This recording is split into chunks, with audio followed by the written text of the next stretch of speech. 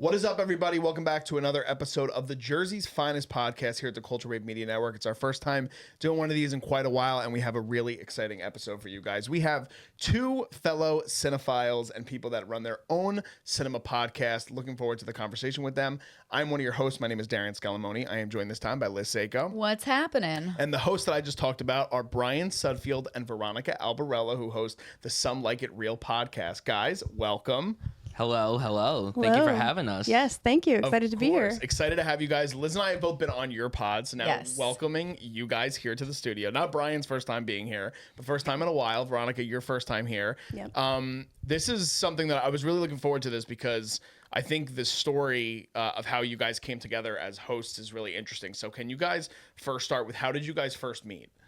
Do you want to take that, or should I take that away? I mean, I guess we probably can't remember the exact time we first met, but that was way back when. So. Yeah, I think we mutually followed each other on Letterboxd, and then we went on to follow each other on social media, and then I had seen your other podcast. Yes, and I had reached out to you because I saw you were from Jersey, and I think, and this is a hilarious story to even say out loud, so I think you had asked me if I was related to someone named Monica, and I'm like, yeah, that's my sister, and you said that you graduated with her, and I'm like, wow, full circle moment. Just, it's so crazy to learn that you were from the same, we were from the same hometown. Yeah, I recognize your last name, and I think you said something like, "Oh, cool to meet a film fan from New Jersey," and I was like, "I think we're from the same town. Like, did you go to Woodbridge?" And yeah, I just sort of like connected that way and realized I didn't think that I would find another cinephile from Woodbridge because Woodbridge is not a very cultured town in terms of film. So me and Veronica was like, I love such a Woodbridge. delight. I rep Woodbridge, but yeah, it's And so were you friends with Brian's sister in high school, or how many years apart are you guys as well? I think I'm the same as your sister. Yeah, You're the same as my sister. Yes, though I don't know if you ever which is hilarious. interacted. I graduated with her sister, not putting two and two together. Yeah, I think me and your sister, we were in like Girl Scouts together, like early days. Yeah, this is news to me. I wouldn't know this information. Yeah, I know we did theater camp together at some point. The Kids in the Park summer camp. I don't know if you remember that.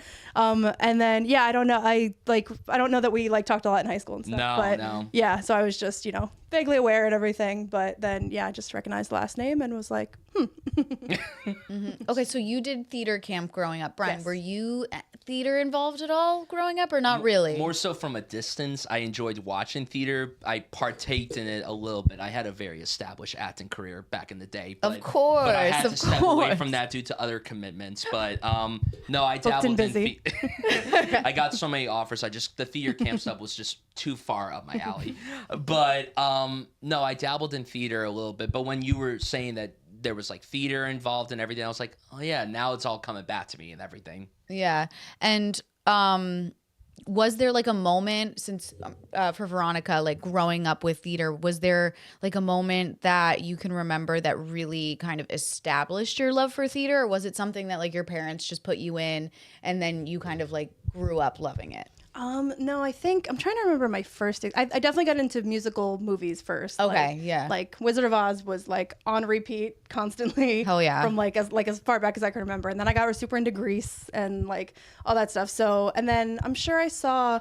I think they took me to Broadway like fairly early. I think I saw Beauty and the Beast. Things like that. I remember seeing Hairspray at the Pack Center. Was not on Broadway, but just being like that one just like set me on fire. I was like, oh my God, I was obsessed. And no, I remember like begging my mom, like I wanted to do like, I wanted her to like, there were like message boards for like community theater auditions. And I was like, get me in something. Get me in there somehow, put me please. In coach. I was like, yeah, I definitely want, I think I did the theater camp probably even earlier than that. That was just like a local summer thing in the park. And then, I just wanted to like do community theater. And once I started that, I just like couldn't get enough of it and did it through high school and then did local Woodbridge Community Theater through college. And, it's been a little harder to fit it in now with busy adult life, but it's once a theater kid, always a theater kid. So listen, For sure. for real, Talking to it's in your blood, and you actually can't get rid of it. Brian, for you, like, what was the arts like for you in your upbringing? Because again, like you had said, you weren't doing a lot of theater type stuff, but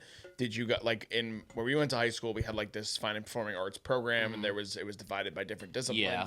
So for you, were you taking like a video class in high school, or even like younger than that in middle school? Were you doing things? So like our high school really didn't have a lot of film related stuff. So I did a lot of stuff outside of school and everything. And there was this really incredible program by this guy, Chris Messino. It was called NJ Film School up north in New Providence.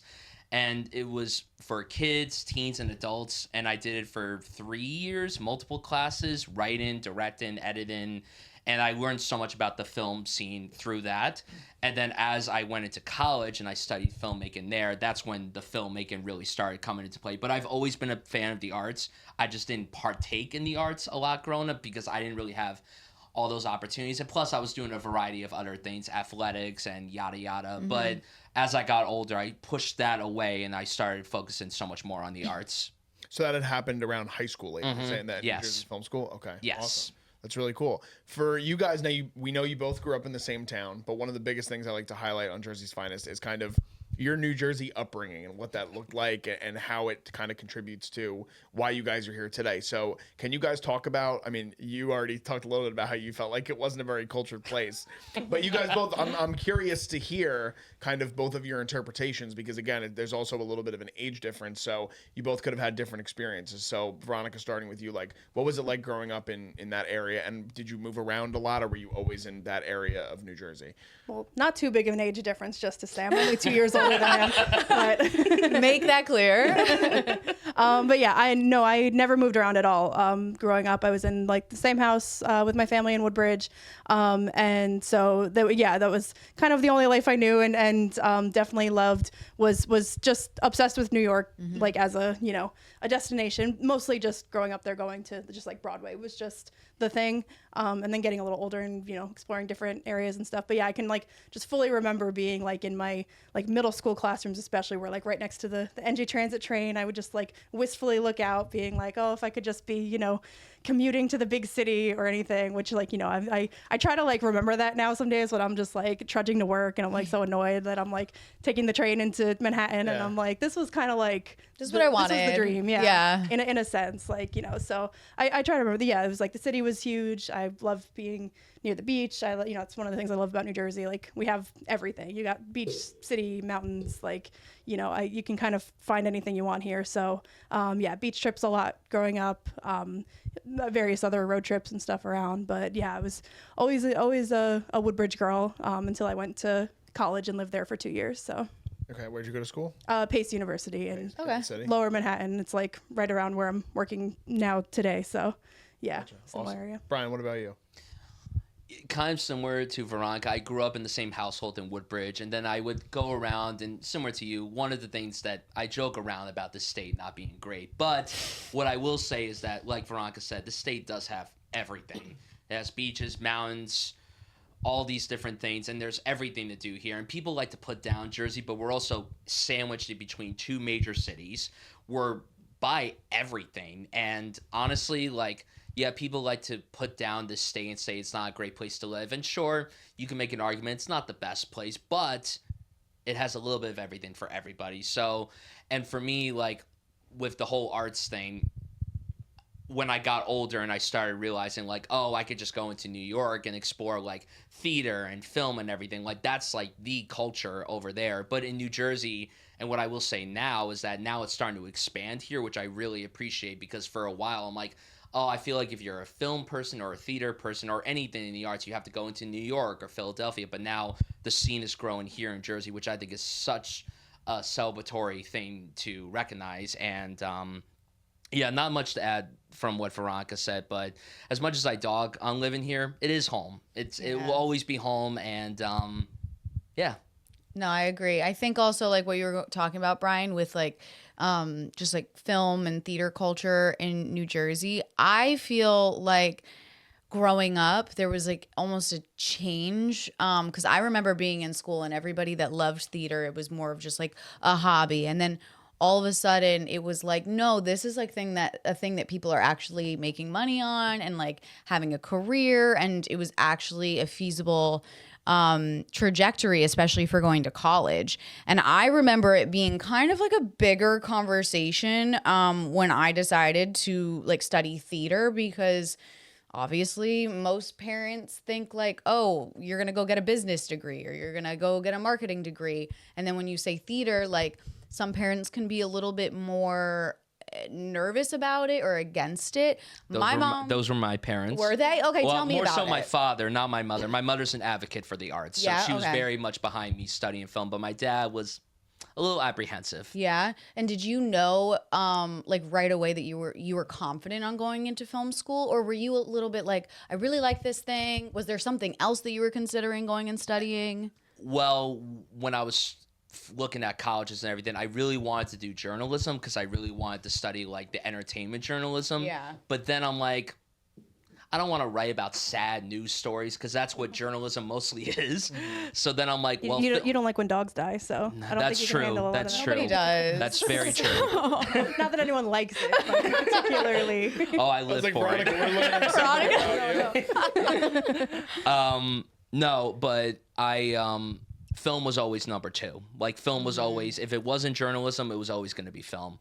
And, without film school, I wouldn't even know about probably 75% of the films that I love now. So I'm glad that I did it in the long run, but also like in the back of my head, I'm like, what would I have studied if I didn't study film or journalism? I don't know. Mm-hmm. Yeah. What about you, Veronica? Did you know, because you went for theater, right? I didn't know. I actually like the college audition process made me realize I'm not built for this life. Don't even get me started. Yeah. I could have a whole other podcast just about that alone. Yeah, So I and understand. I totally relate to what you said, that there was sort of a shift in this is something that's could be a career. I think that, and like I said, I maybe you weren't involved in theater in Woodbridge, but I feel like in Woodbridge I got a pretty good theater education between choir and the musicals we did in high school and stuff. So I think I had a really good sense of you don't go into this and you immediately become a star.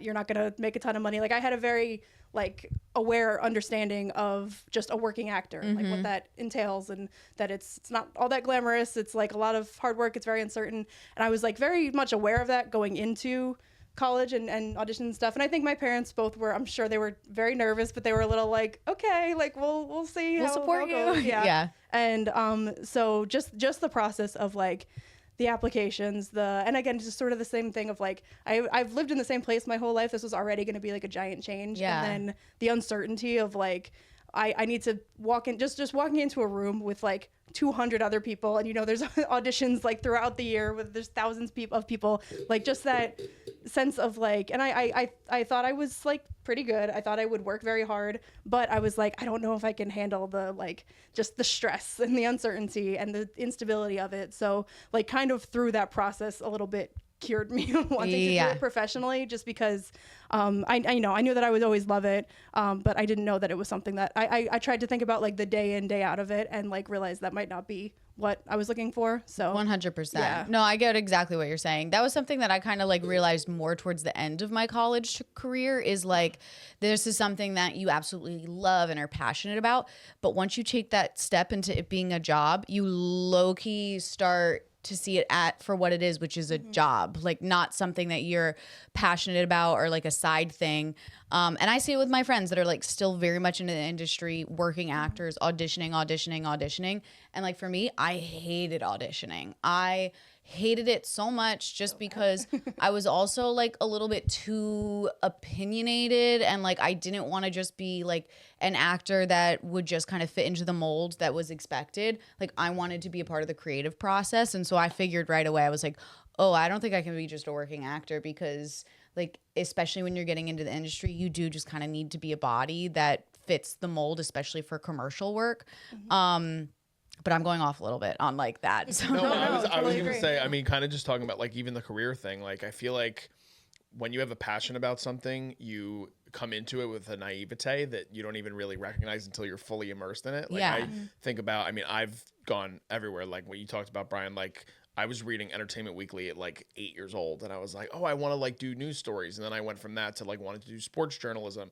I eventually became a teacher, and I was I'm in it for the kids. And then 2 years you get in and you realize that the higher ups might not be in it for the same reasons. And then you're oh, so I'm just doing this for no reason at all. Yeah. And that's where you kind of come into it. But Bryan, I'm also curious for you with that journalism background, and you said entertainment journalism in particular, that's a niche, obviously. Yeah. What made you kind of want to get into that kind of storytelling, or at least that kind of reporting? Like, was that from a younger age, or was that also kind of in line and in tune with what you were kind of feeling when you were in high school? That was kind of more so in middle school, like late middle school, because I was avidly reading like Entertainment Weekly and People Magazine and all these entertainment journalists. I was following all these film critics and everything. Like middle school was when I discovered like Roger Ebert and everything, and I was just like, the fact that someone could do this as their job, just like talking about movies and film and everything, like that's so cool. Like they just get to watch movies for work. Like that's so inspiring. That's like it's a dream for thing. everyone. Yeah, exactly. But it was around that time where I started developing that hankering to do that, and then I realized, well, if I really want to partake in that, it's going to take a lot of work, and just couldn't do it. Yeah. Just couldn't do it. Mm-hmm.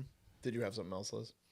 Well, so like now going a little bit more post college, what was that transition like for both of you? Like, was it something that like you took a break then from what you studied? Like for Bryan, like did you take a break then from being in film after being immersed in it for so long, or were you on the ride? So I will say that when I graduated, it was the pandemic. So Yeah. I had to take a break from it. I didn't yeah. have much of a choice. Everyone was taking a break. But you know, you brought up how you kind of didn't necessarily lose an interest, but you weren't as passionate about theater, Yes. like having a career in it towards the end of your college academics and everything. And that's how I was with film, because I realized, oh, there's not a lot of stability in here. Like it's a huge gamble to even hop in that industry, because nothing is guaranteed in life, but like for anything in the arts, like it's a huge risk, and you have to like network with people and you have to meet people, and for God forbid something happens that you're out of work. Like with the pandemic, everybody was out of work in the arts for months, and I just can't even imagine what that whole lifestyle was like. So I had realized that towards the end of college that I was more interested in talking about film and watching it than making films. I appreciated that I learned how to set up a light and set up a camera and do stuff with sound.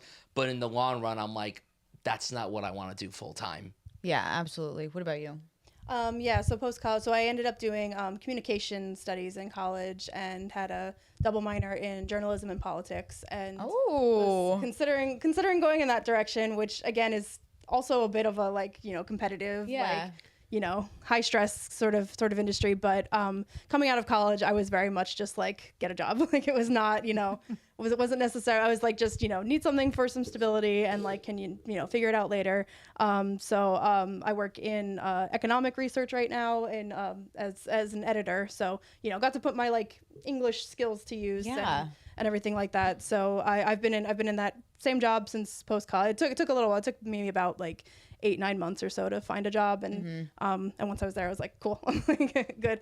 And I think my like just philosophy changed a lot. Like I think growing up wanting to do theater, wanting to like be in a creative field, you know, like middle school and high school, I was very much like, that's gonna be like my whole life. Like that's gonna be, you know, that's gonna be everything. I don't care about like getting married, having friends, a life, like whatever, like that'll, you know, I just want to do this cool thing. And I think just when you live life a little more, I think I like, you know, actually made some like really good friends, mostly through theater, but it like made me realize like, oh, you know, there are other like considerations here. I don't want to just have to like have my job be my entire life, and then if, you know, something goes wrong with it, then what, you know? Yeah, literally. So I think I changed my philosophy a little bit to like, okay, I have my job, it sustains my life, it gives me the, you know, I have the flexibility, I have time off, I can like, it gives me the money in order to like do the things that I care about. And yeah, it was just like, you know, it was just a matter of like being the thing that stabilizes my life, and then I can go and find like the various things that I love, whether, you know, friends, family, travel, movies, theater, everything that I want to fill out the rest of my life with. So that's kind of how I've seen it since then. Absolutely. Yeah, definitely. Before we go into Some Like It Real, because I feel like what you guys are talking about is there's still an element of being social and communicative. Like, I feel like part of the reason that we started Culture Wave is because we felt like we wanted to have our voice out there in some way, shape, or form. So, I mean, Veronica, especially with you, like, all three of the things that you dabbled in college all have to do with talking at a high level. Like, politics in general is just a lot of talking and going to conventions and talking to people and all that kind of stuff, plus communications in general. So for both of you guys, what is it about that element of it by being able to have your voice out there that kind of speaks to you guys and what you're doing, not only in like your everyday life outside of the podcast, but also what led you guys to kind of starting Some Like It Real? Veronica, starting with you. Well, I don't know. It's interesting because I'm also not like to people who know me well, I'm not like the most talkative. Like I'm kind of just like happy to, be a little bit of a wallflower. And I think a lot of, communication can take like so many different forms. Yeah. And I think like my version of it is a very much a like, taking an observational view of things and like kind of like I'm like an overthinker. My brain's always like trying to take in things, synthesize them, and I find myself that with movies especially, but like at just anything, I've found myself like, I don't just like experience something and then move on and it's done, it's out of my head. Like I'm always like very much processing and becoming opinionated and definitely having ideas that like I get very excited to talk about them with people. Being I've been a film fan my entire life, but I think particularly post-pandemic, it was just like, we all had a lot of time on our hands. I feel like I was, I got pretty into Letterboxd and making sure that I was like, logging things and checking out whatever other people recommended. And like, I feel like that was really where I ramped up in like that being a huge hobby of mine. And I have to like, all thanks to Bryan for like reaching out to start Some Like It Real, because it was really his idea to begin with. But I had like, for years I had been like, oh man, I just want to like, I wish I could be a film critic. I wish I could just be in that discussion space, because I just have so much to talk about. And there are pockets of people in my life who like, certain people love certain kinds of movies and I like, have that thing with them. But no one necessarily who like is just into like film culture as a an idea. So I was like, there have definitely been years that I was like, I would love to get into something like this. And I had just mentioned that to you when we were talking, that like, if you ever need help on anything, like, I'm interested to learn. Haven't really have an experience, but I'm into it. And then, so that was pretty much all on you for the idea. And then we just sort of developed it together and there you go. Bryan? Yeah. I mean, like, I've been like in this podcast and film space since I was a teenager. Like I've been doing a multitude of different podcasts and I've contributed to outlets. And, for me as someone who grew up not really having friends that were into movies the way that I was, like, of course they love the big budget blockbuster stuff. And I do too, but I like to expand my horizons. I don't like to devote my time to just one particular kind of movie.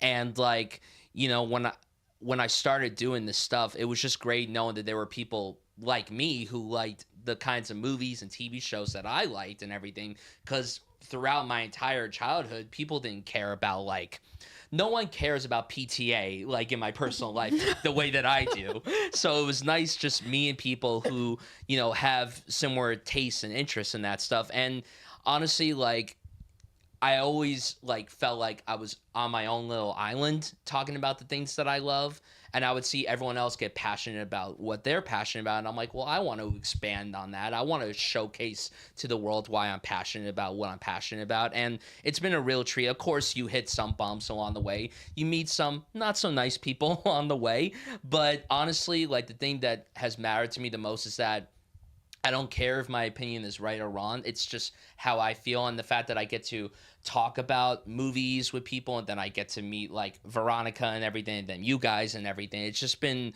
like some of the best experiences in my life, because I always felt like I'm never going to meet people who like the same stuff as me. And now look where we are today. Yeah, and New Jersey has now, you guys are both New Jersey film critics, so like now it's expanding, like you talked about a little bit. And so are you two. Yes. Exactly. Yes. Did you have? Yeah. What? So since you've been YouTubing and doing film reviews for like years since you were a teenager, what do you think was like the kernel idea for starting Some Like It Real? So I had done a multitude of podcasts, and I was honestly looking for a different kind of podcast, because I had a podcast where I ranked films, and then I had a whole podcast devoted to coming of age films, which is my favorite genre. But I was like, you know what? I'm looking to rebrand and try to do like a weekly podcast where we review the newest releases and then incorporate fun games like movie drafts and everything. And when I had that conversation with Veronica months prior, I was like, let me circle back and see if she's still interested in podcasting. Yeah. And I mean, if you had said no thanks, then I would have been like, well, podcasting Bryan era is over.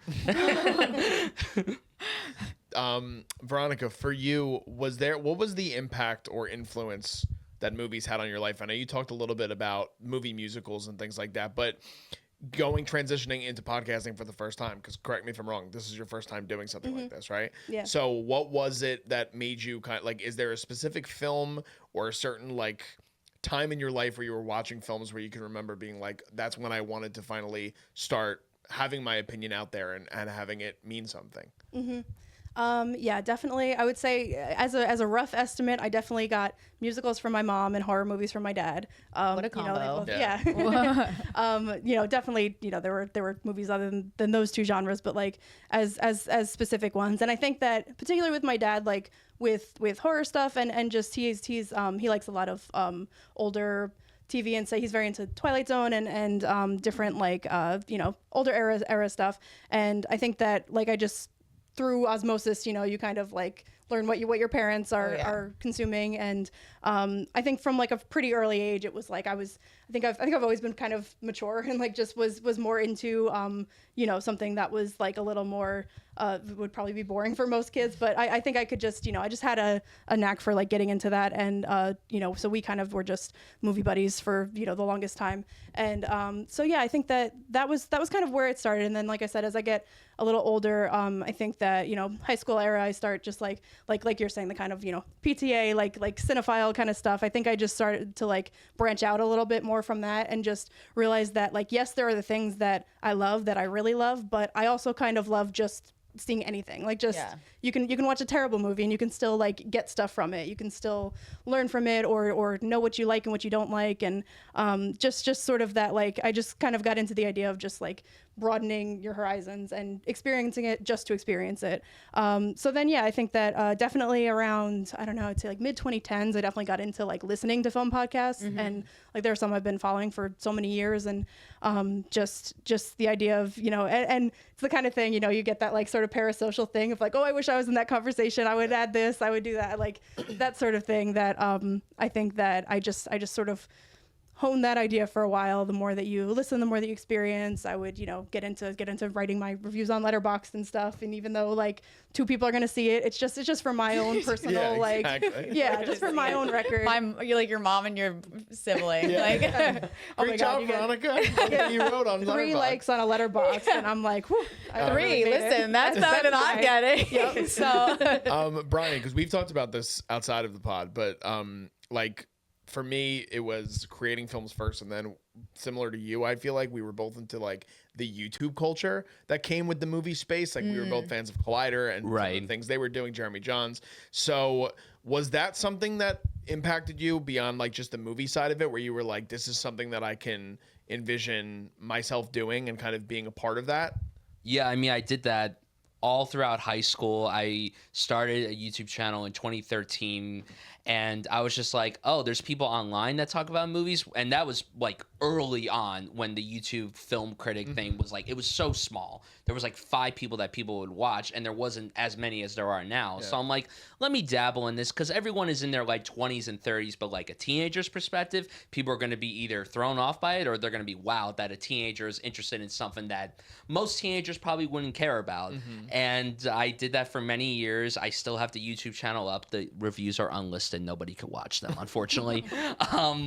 But no, honestly, like right then and there, like that's what ignited this whole thing. And ever since then, I've been doing multiple podcasts and following outlets, and Collider, you brought up Collider and Jeremy Johns and Chris Stuckman, Schmoes, who I know that you're a fan of too, and everything. So like, I mean, it just went on from there, and the rest is history. Yeah, for you, was there a movie or a time, like, was it PTA or was it something else that kind of expanded your brain? PTA came a little later, into my later teens. I think it was, honestly, it was like 2010, 2011 where I really started watching films, and it was probably when I saw The Social Network where I'm like, oh, like this is something that I want to deeply study, like the editing and the score and the acting, the directing, hearing that David Fincher did like 100 takes per shot, and I'm like, how does someone do that? How does someone have the decency of doing something like that? But yeah, I mean, yeah. I mean, we're cinema brothers in that way, because Social Network is my favorite movie of all time. It's a We masterpiece. talked about this. There's a poster. Nobody can see it in the studio right now, but it's above I just the saw door. it. Yeah. It's above the door. No, I mean, I think that's awesome. So with this, bringing this together, for both of you guys collaborating, what is it about what you want to get out to the world with Some Like It Real? Like, what is there in particular, if there's a mission for you guys, or what you hope like your audience can kind of gain from that, or people watching this for the first time that might be finding you? What is something that you kind of hope for when you're covering things week to week? Either one of you can take it. I think, well, speaking for myself, I think that part of the reason that I'm like glad that you gave me the push to get into this, I was thinking like, you know, there are so many film podcasts and reviewers, and like I felt like I definitely have things I want to say, but I've kind of felt like you need like an angle or a gimmick or something, or like you need to have like a certain, you know, structure maybe or anything like that. And so I think like I was glad that you like sort of came with this idea for, you know, weekly shows, and I like the idea that we're doing a mix of, you know, we do primarily do a lot of reviews and a lot of drafts, and so, you know, we're keeping up with all of the newer stuff, and I think that's really useful for people who are, you know, maybe not the biggest cinephiles and just like to kind of like hear about what's in theaters and what they should check out, what they might like, what they wouldn't, and then doing drafts and things like that where we can kind of get our personalities across and our film tastes and like that sense of, you know, and again, I think it's just fun to see people like talk about, you know, movies that aren't in the conversation right now for whatever reason, but like you bring your own sense to it. And yeah, I just think that I like the variety that we bring, and I think that that's useful for someone who is a super cinephile or who is just wants to, you know, listen to two people hanging out and talking about something that they're passionate about. Yeah, we try to keep the pod like cater to cinephiles, but then we also hope to get non-cinephiles attached to it and everything. And I mean, I can't speak for you, but like there are people in my personal life who don't care about movies the way that we all do, and even they are like, well, now that you and your co-hosts, you know, talked about this movie, well, now I'm going to make it a priority to watch it and everything. And I just think that, like, you know, the thing about the podcasts that I listen to is that a lot of them feel very scripted. Sometimes they don't feel natural. And again, this is just me speaking for myself, I feel like we have great dynamic with each other and everything. And like, you know, when we first started talking and you were telling me about your taste, I was like, oh yeah, she's the perfect person to co-host this with me. And when you had said that you never podcast before, I was interested to see how you were going to handle it. And I honestly, for me, when we recorded our first episode, I'm like, she really said that she's never done a pod before. I've just listened to a lot of them, and I get it. And then because it felt very natural. It honestly, like I've been on many podcasts to where I've collaborated with people, and the connection just wasn't there. Like it didn't feel natural. And anytime I've had guests on podcasts and everything, like you guys came on Some Like It Real, like you came on my last podcast and everything, and like. I don't know, like this time it just felt different because I've never had like a legit co-host before, and this was like a really special case for me. And I was terrified, not because of you or anything, but just because like I had never had a co-host before. I'm like, this is a new forte for me. Yeah. And I've really loved it a lot. Like this podcast kind of reignited my love for podcasting and also just talking about film online, because the online film culture is not very friendly, admittedly. But it's great to meet people who love movies just like you. And truthfully, like every week, I look forward to doing our show because it's just like, oh, I get to have just a regular conversation, and it feels like a genuine conversation, and it goes by so quickly. At least for me, I can't speak for you, but maybe that 3-hour one was pushing it a bit, but even that. Well, that's what happens when you draft 24 films. Yeah. So. Yeah, and that's not just you. A 3-hour podcast for anybody. You're like, Jesus, what am I doing right now? Yeah. What was we have one podcast. I think we went 2 hours, and I remember being like, I think oh it was my god, maybe Barbenheimer. Didn't we cover both at the same time? Yeah, very early on. But that's a special case. It was. Yeah, but it was a cultural moment. You start like dying at like 2:30, like 2 hours 30 minutes into it. You're like, did we talk about this already? Yeah. And like start going crazy. We did an over 2-hour podcast this morning, so. Oh yeah. Oh yeah. We were literally hoping to make it under 2 hours, and it's like 2 hours and 2 minutes. I'm like, crap. Yeah, close enough. One of the things though that I think is great for like the relationship between you guys and as co-hosts is you both have very different tastes and different point of views on films, because DJ and I talk about this all the time. Like, you don't want to go on a podcast or be listening to a film podcast and have them just agree with each other on every single aspect, because it's like, that's boring just to hear people say like, oh, I agree with you. I agree with you. It's very rare that we like a lot of the same films and everything, but it's rare where we are like in 100% agreement. Like this morning when we recorded our pod, we agreed, but to an extent. Like we weren't fully on board with what we were talking about and everything.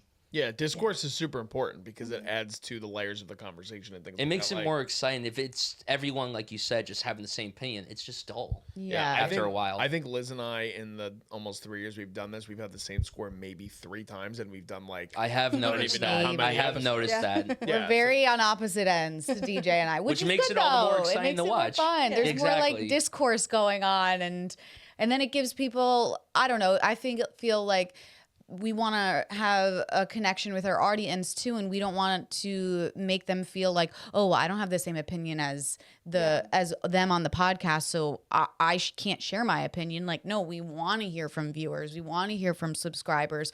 Who do they agree with, or do they not agree with either of us, and they have a completely third point of view on the topic too? Yeah, and I love the drafts. I mean, like we've talked about this, Bryan, off camera, but I think the draft element is so interesting. Like Liz, I remember talking to her before she went, because she went on your guys' pod first, and she's like, "I'm not a big sports girly, so like, explain to me how the draft." Neither really am I, work." and neither is Veronica. So it all worked out. So when we had you on, I was like, "Oh boy, I'm terrified." It's just the basic concept, really. It doesn't have anything Well, to I do was gonna beyond say that. what it was when I came on your pod. I was like, it's like right before fantasy baseball drafts are happening. Things are going crazy in my brain. But no, so that element of you guys taking that part of it, because do you guys do a draft every week, or it's always dependent on what's coming out? We would usually do it bi-weekly or every so often, but now we're doing 2 episodes a week, so we're trying to incorporate more drafts and everything. We have a lot of exciting drafts lined up. Yeah. So what is it? Is that something that when you guys first conceptualized it, were you like, I don't know how this is going to go, let's do it as a test run? Or were you like, this is something that I want to be an element of Some Like It Real going forward, and then you guys kind of fell more in love with it as you guys have been doing it? Because you guys are still new to the podcasting game in general. You guys only started in January together.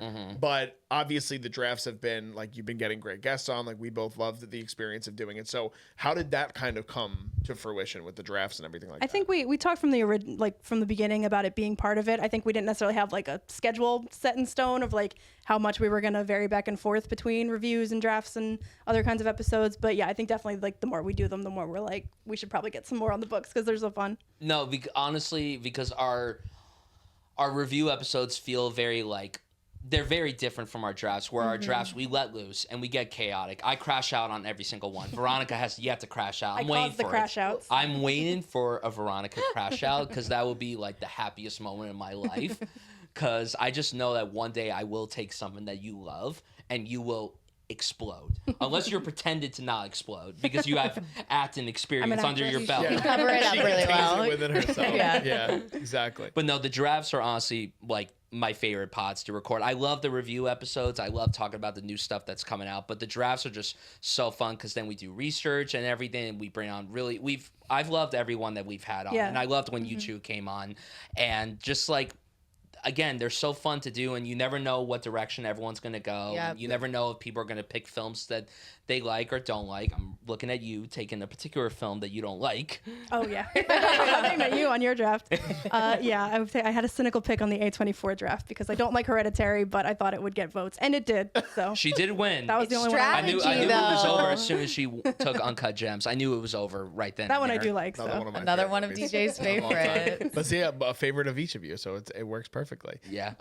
No, the draft episodes are very fun because it's also, like you said, it's unpredictable, but it's also nostalgic because it's like Yeah. you're going back and looking at the history of cinema in so many different ways. So I love Yeah, it. trying to put everything into context of like how could you pick this over this, or that's always fun. Yeah, definitely. Do you guys have like a dream guest on for a draft episode? And like, this is fully hypothetical. Like, if you could pick anybody to be a guest on, who would it be? Oh my God. Sean Fennessy and Amanda Dobbins for the big ones. picture. Yeah, Good I ones. love them. Yeah. I try to think that we're like Sean and Amanda Jr., but we can't replicate what they do. We just can't. But those would be like dream guests for Yeah. me. Okay. Okay. Yeah, they're awesome. Same for you, Veronica. I mean, yeah, I would absolutely love that. I mean, it would be cool to have like, we've done interviews with filmmakers and everything like that, but like having a filmmaker on a draft or something would be really cool just to like get that perspective. But yeah, that would. I mean, we're available. We're available. Please reach out to us. They're taking applications at this time. Everybody. Applications. The next question I actually had too was because you talked a little bit about how you guys have started to get into the journalistic side of it and interviewing filmmakers and things like that. Do you guys have a dream interview? It could be obviously separate because you guys have maybe different filmmakers, favorite filmmakers, or performers. Is there a dream interview for either of you guys that you're like, if I got an hour to talk to this person, I would be so excited to do I feel that. like I know Veronica's answer, but I'm not going to assume her answer. Well, go ahead. I have a couple. Why don't you both give what you think each other's is, and then Okay. see if it's right. Do we say it at the same time? You don't have to. Whatever. Veronica could go first. Who would be my pick? Would yours be PTA? If you're gonna. Yes. There you go. Okay. Who doesn't give a whole lot in interviews? He might know- be a tough one nut to crack. Yeah. Listen, like I'll convince him. I'll work my magic get it. and I'll Like, get it convince out of him. him. It's like if you could get him to like actually talk about like the deeper themes and everything, Oh, then you 100%. would really. It would be it would be legendary. the best day of my entire life. I would die happily. If that was the last thing I did on this earth, I would be very happy. There you go. I feel like your pick would be Oscar Isaac. I mean, yeah, he's my favorite working actor, and I've been like, I love his like theater work. I got to see him play Hamlet back in 2017. I saw Wow. the documentary about him playing Hamlet that came out earlier last year, and yeah, I'm definitely obsessed with him. Or I would interview the Coen brothers and make them get back together. Of course. Yeah, Please. all Please. of cinema needs that. Yeah. Honestly. That's adorable. You guys guessed each other's picks. I love that. Do you think we could do the same thing? I have a guess for you. I don't know if you would get mine. I don't think I say mine I don't know. all the time, but you probably wouldn't remember. See, I don't even know if I have like a specific one in mind. But who are Okay. you thinking for me? Greta Gerwig. Okay, that's a good one. Yeah. Okay. For You have no you? guess for me. I don't know. What did I don't- say? If I met him, I would melt. Melt. When did Literally when melt. did you say this? Like recently? It was a movie that I gave a 10 to a couple years ago, which I bet neither of them think it's a 10.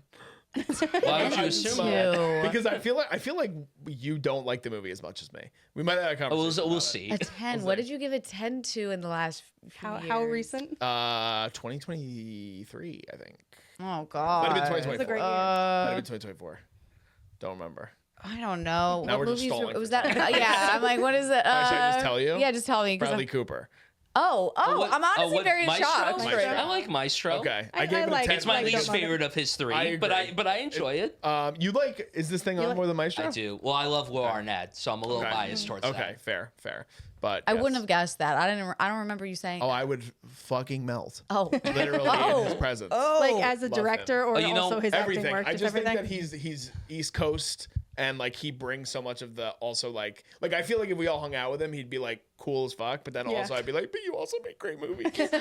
Well, now it's coming back to me Yeah. because when you came on the pod, you said that Bradley Cooper's your favorite working actor Yes. There you person go. ever. Yeah, well, so like other than Social Network, Silver Linings is the movie that kind of Great Philly made movie. me also Great Philly movie. Yes. So, and I'm not even Philly based, but are you guys interested in making your own kind of work or creative projects outside of the podcast? Again, you came from film school when you were a little bit younger, and then you coming from theater. So, obviously the podcast is what you guys are doing together collaboratively, but like, have you guys either had discussions about doing something together creatively, or do you guys have ambitions to eventually do something creative other than just the podcast that you guys have thought of before?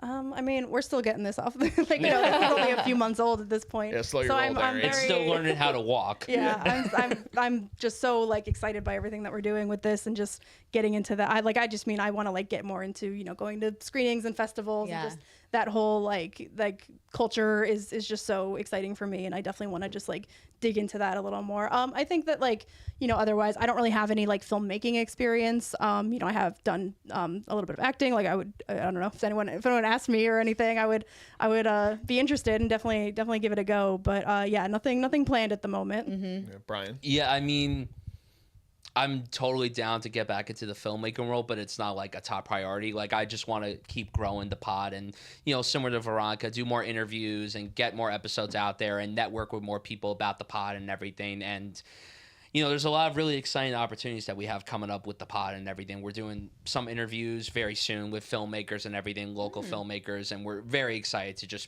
spread the word about what they want to do and their stories and everything, and, you know, build upon like why we want to do what we want to do with this podcast.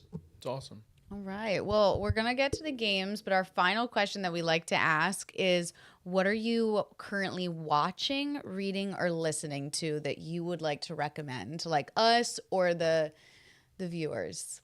And watching, we know you're watching everything. We know you're Yeah. watching Keep it everything. to a limit. If you're a big reader, if you have like a book that you are currently reading, or if there's like an album that you just started listening to, anything that you guys want to kind of pitch to us to recommend? My friends and I have a book club, and we just finished All About Love by Bell Hooks. I really enjoyed that. Ooh, okay. So I'll shout that out. Make a note of it. Music-wise, anything for you guys? The Mother Mary soundtrack. Okay. Neither of us have seen it yet. I haven't seen it yet. I haven't seen I the really movie yet. liked Did it. you? Okay. Yes. Okay. Good. Quite good. I'm still listening to Harry Styles' new album on loop. Same. Just got it Because on like, vinyl come on, last week. come on, like Very it's good. incredible. I actually just started reading the new Hunger Games book because I'm looking forward to the movie. I usually don't read, admittedly, but I did read Project Hail Mary before. Well, I listened to Project Hail Mary before it came out. That counts. And it does. People like to diss audiobooks, No, but it still still counts. counts. It It still counts. counts. It counts. And also, it's better because it's very interactive, and you get to hear people do cool voices. Mm-hmm. But I actually just started the new Hunger Games book yesterday, so I'm still very early on in it. But I'm really excited to see how they adapt it, and Me that too. cast. Oh my god! I'm Yeah. so Oh my excited God. for The it. cast is very good. Like Elle Fanning and Ray Fiennes and Kieran Culkin. Kieran Culkin, Glenn Close. Crazy Just insane cast. I know I'm forgetting someone very important. There's a lot. I mean, there's a lot. I know of I'm people in that forgetting movie. Jesse Plemons. There you go. Yeah. That's the Yeah. person. For you guys, for what you guys are watching, can you give maybe one of your favorite movies of the year so far? Oh. Well, you did just bring up Mother Mary, and you're a big fan of that. But is that going to be what you pick? That's or- high on the list for me, but I think the drama is still above it Okay. for now. Yeah. Okay, yeah. Brian. For me, it's Nirvana, the band, the show, the movie. Okay. That's my favorite. That of the finally year went so far. wide. Yeah. So good, incredible stuff. Yeah. And I saw Blue Heron recently. That's in I my heard top it's 5 very right good. now. I really love that. Yeah. Yeah. All right, Liz, you want to hit him with the bracket? Let's do it. All right, we're gonna start with the Scared. bracket. So Don't be nervous. Everything's don't be gonna fine. nervous. Don't be nervous. But so essentially, I'll give you 2 picks right now. Then, are we gonna do it? You guys collaborate. I think we can try to collaborate. Let's see how try it it. goes. Let's see how it pans out. Perfect. And then once you get a pick, then I'll give you another option, and then you pick between those 2 until we get our winner. So starting off, we're gonna have Disclosure Day. These are all most anticipated. for Yes. this year. Yeah, for the rest of the Still year. to come out. Disclosure Day or The Odyssey. Oh no. Tough one to Oh start my Yeah. god. Yeah. What are our thoughts around the 2 of them? Me personally, I lean more towards Disclosure Day. Yeah, Okay. I can't push away Spielberg Grandpa is- Steve. I yeah. can't do that. Yeah. Disclosure Day. Disclosure I'm Day. sorry, Matt Damon. All right. So then we have Disclosure Day No, or you're messing it up. what do you Do the mean? next. Yeah, set of skip 2. to the next. Oh, next 2. Sorry. thinking this Okay. or that. Yeah. That's I'm thinking okay. this or that. Sorry. So then next we have The End of Oak Street or Resident Evil. We Well, just, we you just let me know about the yeah, Resident Evil. They just dropped the trailer trailer that- for Resident Evil. I'm not a gamer at all. That trailer was pretty great, but the end of Oak Street looks so good and has Ewan McGregor It looks and interesting. Hathaway. Is it going to be good? I don't know. I think so. I hope so. I think so. Of those 2, I'm gonna pick Resident Evil. I'm like cautiously open to either, so I'll go with Resident Evil. All right. right. All right. Next up we have Digger or The Social Reckoning. Oh, Digger, hands Digger. down. Wow. I'm terrified of The agreement, Social no Reckoning. questions asked.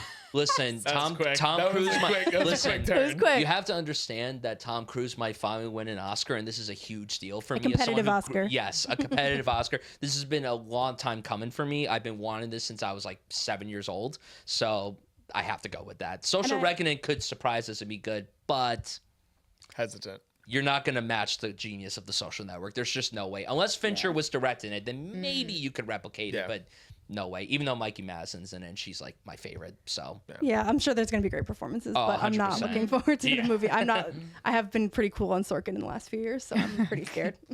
Okay, next we have Wild Horse 9 or Dune Part 3. Dune Part 3. I would slightly go Wild Horse 9 because I am. Now you gotta hash it out. Hash it You out. gotta talk about it. We can, as a cultural artifact and as a completion of the trilogy, I am also anticipating Dune 2. It's just I'm Dune also, but it's not my personal like favorite thing. But we can go Dune. That's fine. I have to vote for Robert Pattinson. I'm sorry. I have to true. I have to follow Wow. my That was boy. nice. Yep. I have to follow my boy. But I am excited for Wild Horse 9. I think it looks great. I love McDonough's work. Yeah, same here.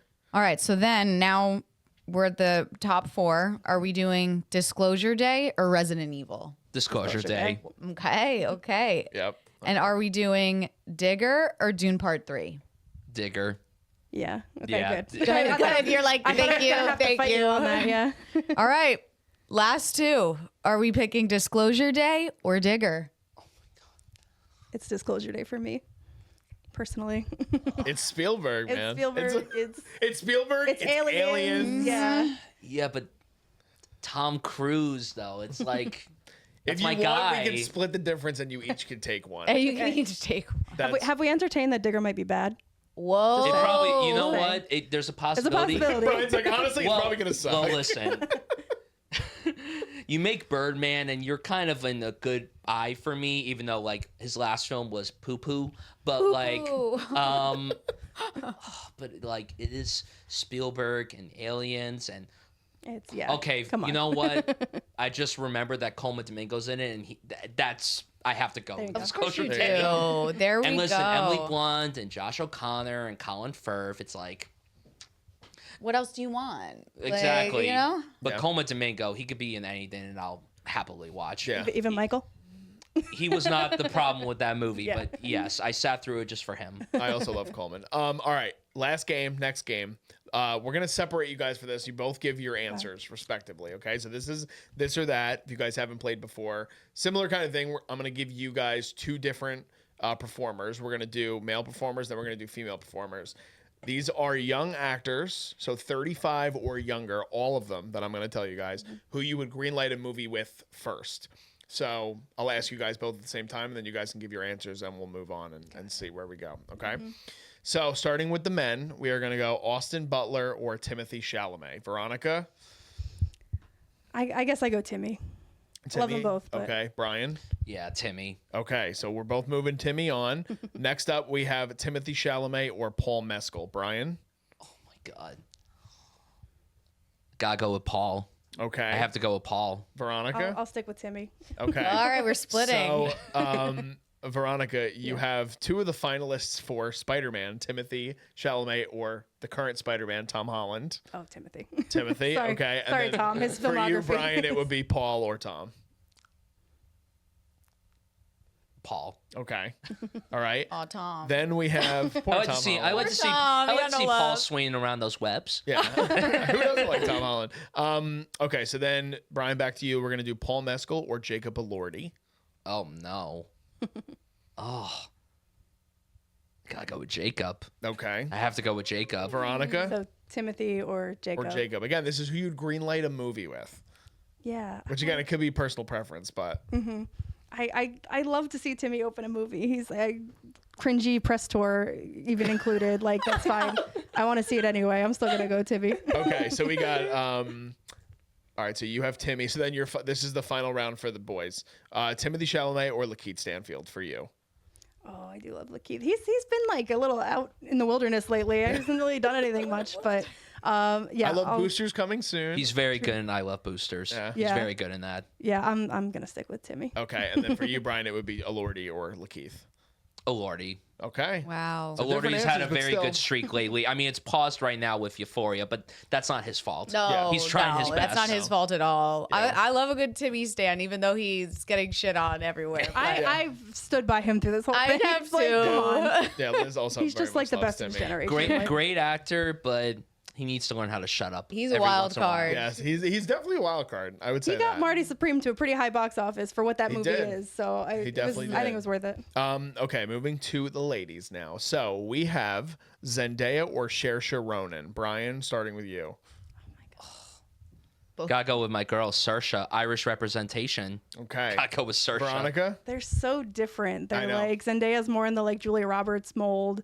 Saoirse's more like Meryl-ish. Like, I guess I'll go with Saoirse too. I Okay. just love her. Wow. This is I'm shocked. Listen, I love Zendaya's Zendaya. like making a strong run of it lately. Yeah. But like career-wise overall, yeah, Saoirse. I think the women are a lot stronger than the men. Yeah, I do The too. list I do that we have too. is They way always stronger. are, let's be Yes, honest. that's true They as always well. are. That's true as well. All right, Veronica, Saoirse Ronan or Anya Taylor-Joy. Ooh, also a good one. I'll stick with Saoirse. Okay, Brian. Same. I'll stick with Saoirse as well. Okay. Brian, going back to you, we have Saoirse Ronan or Elle Fanning. Well, I've met Elle fans, so I might be a little biased, but I still have to stick with Saoirse. Okay, Veronica. Stick with Saoirse. Same. for sure. Okay, she might imagine she runs the gamut. She may. Okay, back to Veronica. Saoirse Ronan or Florence Pugh? I knew that was gonna come. That's hard. Motherfucker. Here, I'll quickly break it down. Saoirse, I think, is maybe a stronger actor overall. Florence like surprises me more, and she like does like, and sometimes some of her projects are. I'll go Florence. Okay. Yeah. Brian. I gotta stick with Saoirse. Okay, so this is where we're splitting up here. All right, this is the last one anyway. So, Brian, for you, it is Saoirse Ronan or Kaylee Spaney, and then Veronica for you, it will be Florence Pugh or Kaylee Spaney. Oh, Brian, For him, but not for me. No. I'm sticking with Florence. we might have just scheduled Brian's crash out. Oh no. Do you love Kaylee? Oh, do I love Kaylee? Oh my God. Did you see her in Beef season 2? Phenomenal work. Who would you greenlight a movie with tomorrow?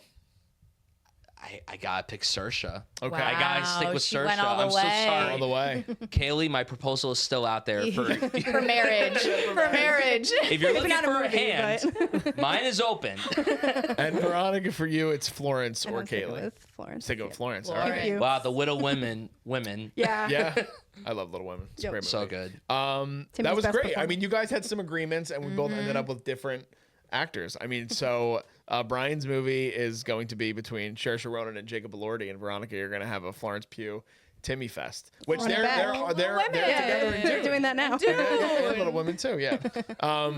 But yes, well, thank you guys so much for coming on the podcast. Hope you guys had a great time here at Jersey's Finest. Guys, you should check out their podcast, Some Like It Real. It's on YouTube. They have an Instagram. You guys are on other socials as well, or is that where you guys are? We're on Twitter and Instagram as well. Okay, perfect. But yes, thank you guys for coming on the pod. Hope you guys enjoyed it. Thank you for having us. Thank you so course. much. This was awesome. Hope you guys enjoyed watching. Please follow all of them on their socials. All that stuff is in the YouTube description, and it'll also be under me in the video. And we have a bunch of other interviews upcoming for you guys and other episodes of Jersey's Finest upcoming. So just signing off, I've been Darian Scalamoni. I'm Liz Seiko. First on our outro, so go ahead. I'm Bryan Sudfield. And I'm Veronica Albarella. And we'll see you guys next time. This is the culture.